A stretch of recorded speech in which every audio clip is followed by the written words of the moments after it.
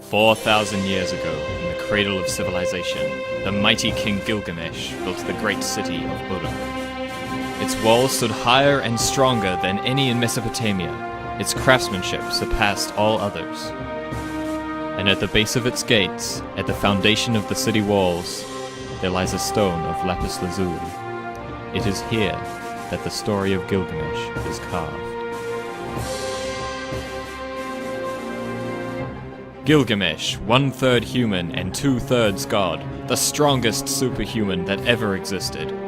It was he who in his glory built the great walls of Uruk to keep his people safe from outside forces, but not from himself. He oppresses his people, and so they cry out to the sky god Anu. In response, Anu creates the wild man, Enkidu, to plague Gilgamesh's city. The wild man begins to attack the shepherds, killing their livestock and depriving them of food. Complaints are brought before Gilgamesh, and the great king sends Shamhat, a temple harlot, to seduce Enkidu. In his wisdom, Gilgamesh knows that bodily contact between the two will tame the wild man, and he will lose his savagery. Upon their return to Uruk, Shamhat and Enkidu find Gilgamesh attending a wedding. He demands that as king, it is his right to be first to sleep with the bride. Enkidu is outraged and challenges Gilgamesh to a test of strength. Should Gilgamesh be unable to pass Enkidu and enter the temple, then he must give up his right.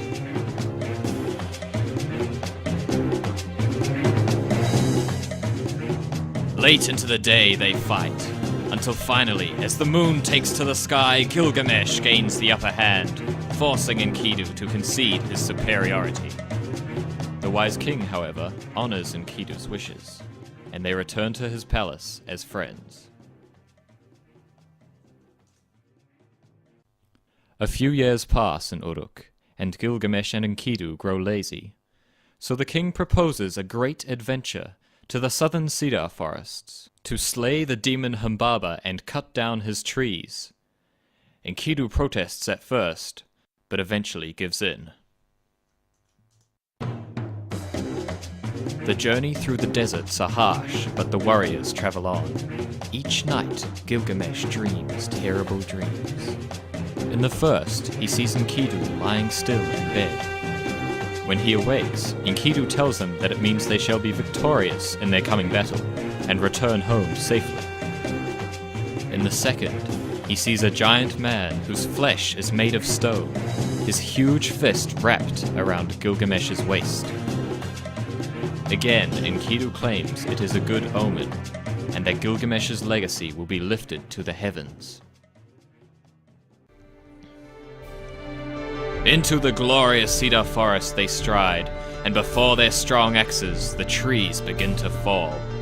The ferocious Humbaba, half demon, half ogre, hears the crashing and falls upon the king.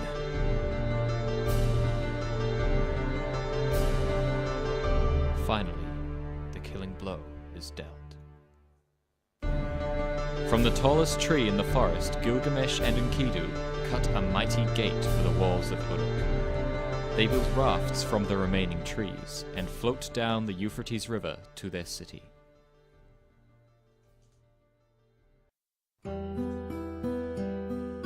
Upon their return to Uruk, however, Enkidu falls ill. This time it is the wild man who is plagued by frightening dreams. He finds himself in the House of Dust, surrounded by the shadows of his ancestors. The spirit of Humbaba appears and curses Enkidu. Sitting at his bedside, Gilgamesh listens as his friend describes the netherworld. The house where the dead dwell in total darkness, where they drink dirt and eat stone, where they wear feathers like birds, where no light ever invades their everlasting darkness, where the door and the lock of hell is coated with thick dust. When I entered the House of Dust, on every side the crowns of kings were heaped. After 12 long days, Enkidu falls silent. Gilgamesh laments the loss of his friend and determines not to share his fate. He learns of an ancient being, the only man to gain immortality, and once again he sets out from Uruk. His first destination is Mount Mashu, which guards the rising and the setting of the sun. Upon his arrival, Gilgamesh encounters two gigantic scorpions. They laugh at him and tell him his quest is futile, but still they allow him to pass. Beyond Mount Mashu is the land of night, a dark, jagged tunnel that the sun travels through each night. Gilgamesh travels 11 leagues before the light begins to glimmer behind him. Just as the sun is about to catch up, Gilgamesh emerges from the tunnel into a paradise.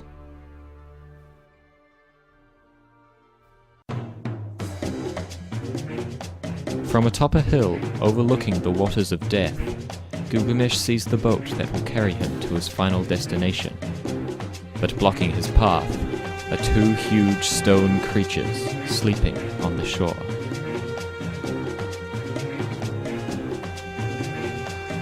After a brief fight, the colossi are defeated, their stony bodies scattered across the sand. The king notices an old man bent over a tall walking stick, his figure draped in black.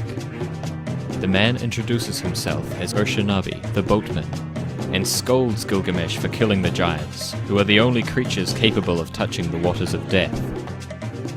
300 trees are demanded of Gilgamesh, and from these trees 1,000 oars, for each one will dissolve upon contact with the water. Gilgamesh sets to work, and by the next morning the oars are complete. Urshanabi pushes the boat out into the waters, and the pair are soon encompassed by mist and shadow. The voyage is long, and the king asks Urshanabi about the Ancient One.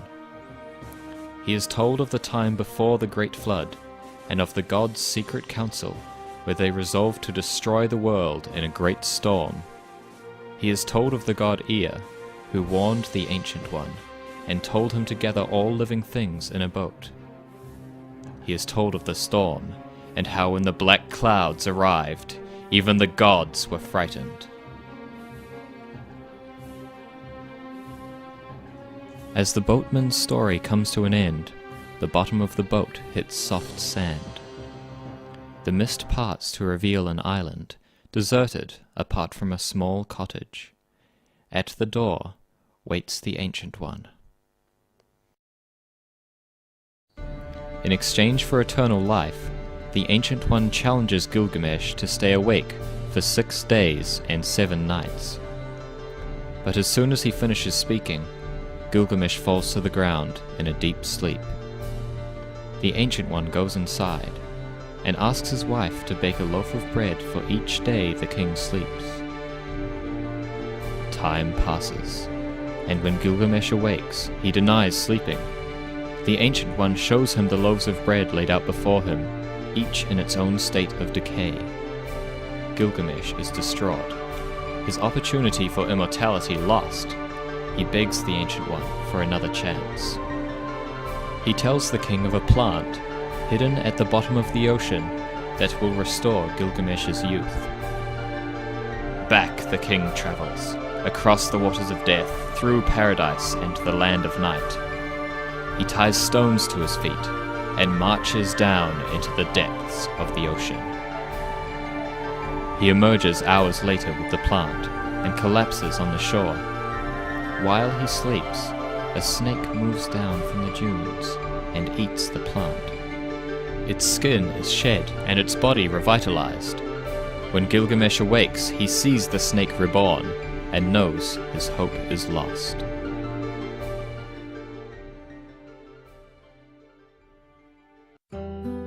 The road back to Uruk seems long and harsh beneath the feet of the king. When the great walls rise up in the distance, he stops and falls to his knees. He raises his arms and praises the walls of Uruk, his finest achievement. For it is not man's fate to live forever, but for his creations to carry his name into generations to come. 4,000 years ago, in the cradle of civilization, the mighty King Gilgamesh built the great city of Uruk. Its walls stood higher and stronger than any in Mesopotamia. Its craftsmanship surpassed all others, and at the base of its gates, at the foundation of the city walls, there lies a stone of lapis lazuli. It is here that the story of Gilgamesh is carved.